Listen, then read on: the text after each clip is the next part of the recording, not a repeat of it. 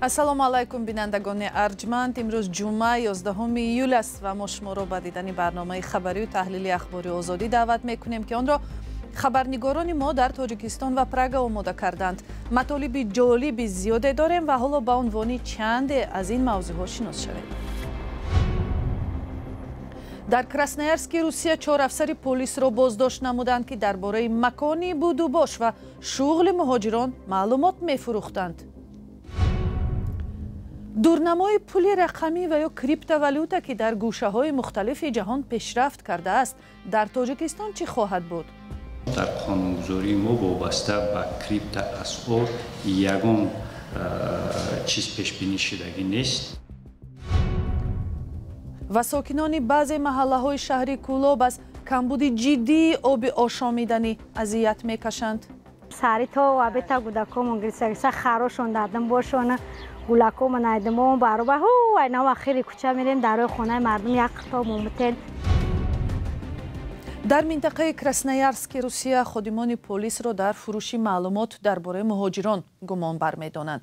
бино ба хабарҳои расмии Кумитаи тафтишот алайҳи 4 корманди полиси Красноярск ки дар бахши муҳоҷират кор мекарданд, парвандаи ҷиноӣ боз кардааст. исми ин ходимони полис нашр намешавад. дар хабар гуфта шудааст ки ходимони полиси гумонбар дар ҷиноят ба хотири манфиатҳои ғаразнок даст ба сӯистифода аз мақом заданд. аз ҷумла дар давоми солҳои 2021 то 2024 ин нозирони полис бо истифода аз захираи иттилоотӣ дар компютерҳои кориашон маълумот дар бораи муҳоҷиронро нусхабардорӣ карда, иттилои шиносномаҳо, ҷои кор ва ҳолатҳои вайрон кардани қонунҳои маъмуриро дар ихтиёри шахси дигар вогузор мекарданд. он нафар як сокини Красноярск буд ки бар иваз ба ходимони полис маблағ ва дигар хадамотро пешкаш мекард ва худаш маълумот дар бораи муҳоҷиронро бо мақсади ташкили ҳузури ғайриқонунии онҳо дар Русия ба кор мебурд. 4 полиси гумонбар дар ташкили ин тиҷорати сиёҳ боздошт шуданд ва тафтишот бояд дар бораи чораҳои зидди онҳо қарор қабул кунад. феълан ҷузъиёти дигар дар даст нест, ҳамчунон ки маълум нест чӣ шуморе аз муҳоҷирони корӣ аз дасти ин гурӯҳ зарар дидааст. имрӯз пойгоҳҳои иттилоотии тиҷоратӣ хабар доданд ки арзиши биткоин рекордӣ шуда аз $116,000 ҳам гузашт. инро биржа ё бозори пулии рақамии Binance рекорди таърихии нархи биткоин номидааст. биткоин як навъи серистифодаи пули рақамӣ мебошад. вале дар Тоҷикистон зоҳиран ин маълумот чандон мавриди таваҷҷӯҳ нест, чун бар асоси қонунҳои ин кишвар асъори рақамӣ ё криптовалюта то ҳол расман эътироф нашудааст, ҳарчанд як соҳаи серфоида буда метавонад. Алишер Зарифӣ ва Амир Исоев дар ин бора гузориш медиҳанд.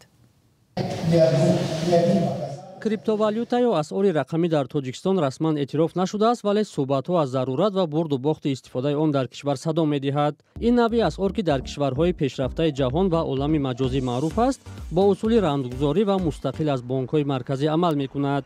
ба гунаи мисол, агар интиқолу хариду фурӯш бо асъори сомонӣ нақдӣ ба воситаи бонкҳо сурат гирад, тиҷорату ҳисоббаробаркуниҳо бо криптовалюта тариқи интернет, виртуалӣ ё маҷозӣ анҷом дода мешавад. Фозилҷон Фатуллоев, коршиноси иқтисодӣ, мегӯяд хариди криптовалюта аз бирҷаҳои махсус имконпазир аст, вале истихроҷ ё истеҳсоли он марҳилаҳои гуногун дорад. якум марҳила ин таъмин кардани таҷҳизот. яке он таҷҳизот аз протсессор вобаста аст, аз видеокарта вобаста аст, аз корти видеогӣ мегӯянд ва аз кулери, аз ҳаҷми қувваи кулер вобаста ки ҳамаи он қувваи барқро истеъмол мекунад. дуюм марҳила ин истеҳсоли алгоритм аст, яъне ки аз бо воситаи ҳамин алгоритм як рақами махсуси ғайриоддӣ дар ҳамун IP адреси блокчейнҳо истеҳсол мешавад. яъне ки ҳамун рақам, ҳамун хусусияти ҳамун рақамнокӣ, яъне ки ба худ як қадру қимати пулӣ дорад, яъне ки маблағӣ дорад. аз ҳамин сабаб ва сеюм марҳила ин марҳилати номгузорӣ ҳаст. яъне ки вақте ки шумо кешро истеҳсол мекунед, шумо бояд ба он ном гузоред, яъне ки номи ҳамун метавонад биткоин бошад, метавонад догикоин бошад, метавонад фрогикоин бошад. ба назари коршиноси дигари иқтисодӣ Абдулло Ашуров, дар Тоҷикистон ки иқтисодаш ба таври ҷиддӣ аз низоми бонкии анъанавӣ вобаста аст, криптоасъор метавонад як алтернативаи ҷолиб бошад. ӯ мегӯяд криптоасъор ба корбар имкон медиҳад ки пули худро бидуни назорати бонкӣ ё мақомоти давлатӣ идора кунад ки ин як нав озодии молиявӣ ба ҳисоб меравад. соҳибкорон метавонанд аз он ҳамчун воситаи пардохт дар муомилоти байналмилалӣ истифода баранд, хусусан вақте ки имконоти дигари пардохт маҳдуд аст. бо вуҷуди ин истифодаи криптоасъор дар шароити Тоҷикистон бо як қатор хатарҳо низ ҳамроҳ аст. аз ҷумла бонки миллии Тоҷикистон масалан истифодаи онро манъ кардааст ва агар касе онро истифода кунад метавонад ба масъулияти ҳуқуқӣ рӯбарӯ шавад. илова бар ин бинобар набудани танзим ва назорати давлатӣ шаҳрвандон метавонанд ба шабакаҳои қаллобӣ гирифтор шаванд ки криптоасъорро ҳамчун роҳи сармоягузории зуди фоидаовар таблиғ мекунанд. фаҳмиши пасти молиявии аҳолӣ низ як омилест ки метавонад истифодаи нодурусти онро ба бор орад. мақомот дақиқ шарҳ намедиҳанд ки барои истифода аз криптовалюта чӣ нақшаву барномае доранд. раиси бонки миллии Тоҷикистон дар нишасти хабарии ахири худ ба пурсиши хабарнигорон чунин посух дод: чизе ки криптоасъор ҳаст дар қонунгузории мо ин хеле чизо пешбинӣ шудагӣ нестанд айни ҳол ва бале баъзан давлатҳо истифода мебаранд криптоасъор. ин вобаста ба хавфу ба ҳамон ҳолате ки ҳамон давлатҳо корбарӣ мекунанд. айни ҳол дар ҷумҳурии Тоҷикистон дар қонунгузории мо вобаста ба криптоасъор ягон чиз пешбинӣ шудагӣ нест. дар гузашта мақомоти Тоҷикистон аз боздошти чанд нафар хабар дода буданд ки дар истихроҷ ва ё мусоидат дар додугирифт бо пули рақамӣ ба мисли биткоин даст доштанд. вале мақомот ошкор нагуфтанд ки онҳо ба надодани андоз аз даромади додуситат бо пули рақамӣ гунahгор мешаванд ё дуздии ҳазорон киловаттсоат нерӯи барқ ки компютерҳо барои ҳифзу рамзгузории пули рақамӣ истифода мебаранд. як таҳқиқоти журналистии BBC ва Медиазона исми 72 шаҳрванди Тоҷикистонро маълум кардааст ки аз тарафи Русия ба ҷанги Украина рафта онҷо кушта шуданд.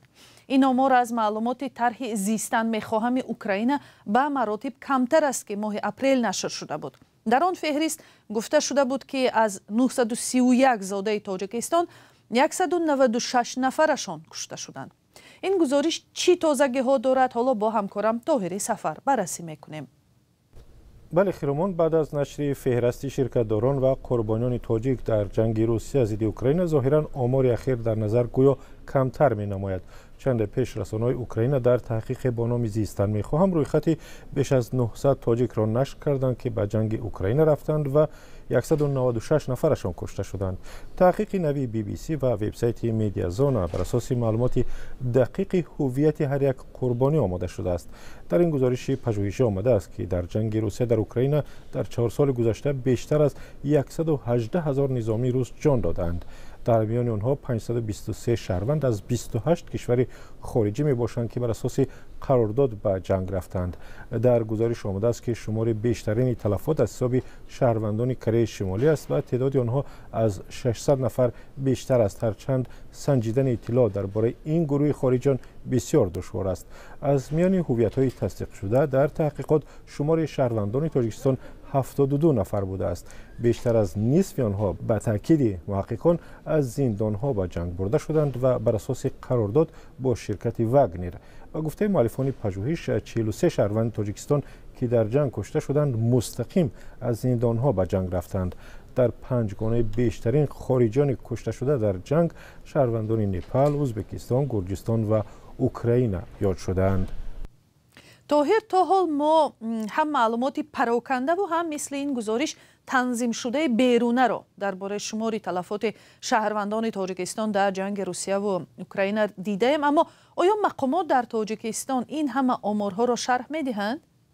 мақомот дар Тоҷикистон мегӯянд ки Русия ба онҳо чунин маълумоте намедиҳад. соли 2023, як сол баъд аз шурӯъи ҷанг, Рамазон Раҳимзода вазири корҳои дохилӣ ба хабарнигорон гуфт ки тақрибан 100 шаҳрванди Тоҷикистон аз зиндонҳои Русия ба ҷанг дар Украина фиристода шуданд. аз он замон то кунун хабари марги даҳо тоҷик дар ҷанг расонаӣ шудааст ва мақомот ҳам ёдовар шуданд ки шаҳрвандони Тоҷикистон барои ширкат дар ҷангҳои хориҷӣ ба ҷавобгарии ҷиноӣ кашида мешаванд. аммо با فرق از ازبکستان همسایه که آنها چند نفر برای شرکت در جنگ اوکراین را زندانی کردند. درباره چنین حادثه در تاجیکستان تا حال گزارش نگرفتیم. آنچه که تا حال معلوم است در میان شهروندان تاجیکستان آنهای هم هستند که همچون شهروندی روسیه و اختیاراً به جنگ رفته و کشته شدند. تشکر. طاهر سفر بود با معلومات نو درباره قربانی‌های تاجیکستانی جنگ روسیه علیه اوکراین که آن را تحقیقگران BBC و مدیازون تهیه کردند. با عنوان رادیوی آزادی از منطقه‌های مختلف تاجیکستان از جمله از پایتخت شهر دوشنبه در این گرمای تابستان شکایت‌ها از کمبود یا نبود آب آشامیدنی می‌رسد. یکی از منطقه‌هایی که پیوسته از مشکل بی‌آبی اذیت می‌شود شهر کولاب است. در اینجا ساکنان مجبورند همه روزه راهی دور را سپری کرده آب کشند و یا از ماشین‌ها آب خرند. وضع رقتبار ساکنان کولاب را همکارم محمود جان رحمتزاده گزارش می‌دهد.